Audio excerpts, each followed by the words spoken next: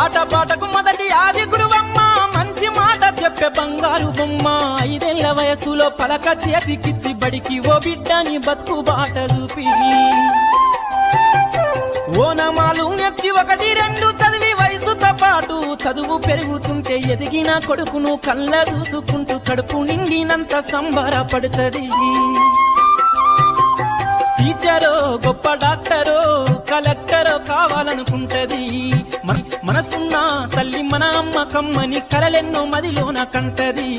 జన్మనిచ్చిన అమ్మ రాతి బొమ్మ కాదు, జగమంత జన్మంత కొలిచేటి దైవము అమ్మా.